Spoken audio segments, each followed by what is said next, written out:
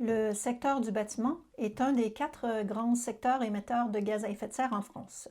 Ces émissions proviennent principalement du chauffage. Ce secteur peut et doit être complètement décarboné pour que la France atteigne son objectif de neutralité carbone en 2050.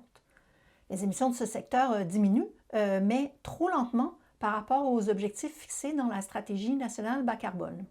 Le problème identifié est principalement que les rénovations faites ne permettent pas d'amélioration suffisante de la performance énergétique.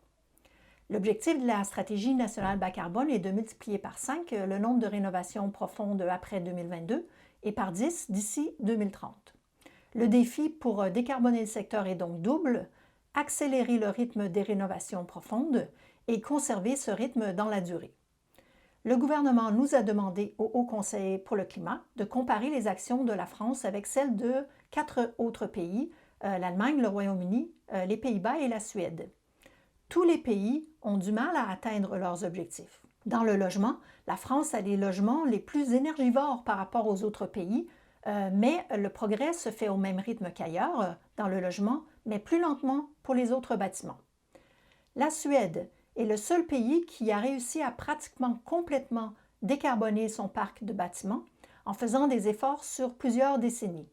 La Suède a commencé très tôt à imposer des normes exigeantes d'isolation. Ils ont investi dans les réseaux de chaleur et plus récemment dans le chauffage électrique avec les pompes à chaleur. Tout ça accompagné d'une réforme fiscale qui encourage l'utilisation d'énergies renouvelables. L'Allemagne, elle, offre d'importantes subventions aux ménages et aux entreprises conditionnées à la performance, donc une garantie de résultat, avec les financements qui augmentent plus le niveau de performance est élevé, et un recours obligatoire à une assistance à maîtrise d'ouvrage. Les Pays-Bas se concentrent sur la source de chauffage. Ils ont mis en place une approche locale pour soutenir la sortie du fioul et du gaz domestique. Ils ont aussi mis en place un système de feuilles de route par sous-secteur pour les bâtiments publics.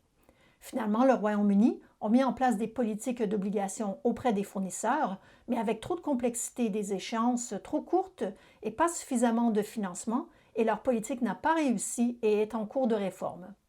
Le Royaume-Uni a par ailleurs mis en œuvre des obligations de rénovation sur les passoires thermiques qui ont évolué pour devenir plus efficaces avec le temps.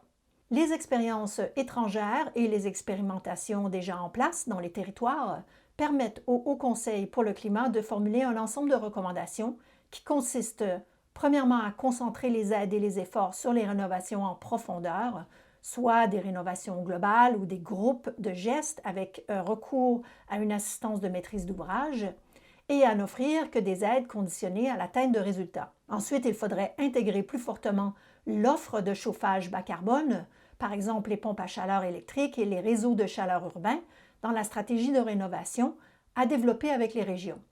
Il faut ensuite rénover les bâtiments publics, pour donner l'exemple, et soutenir les obligations de rénovation qui réduisent les vulnérabilités.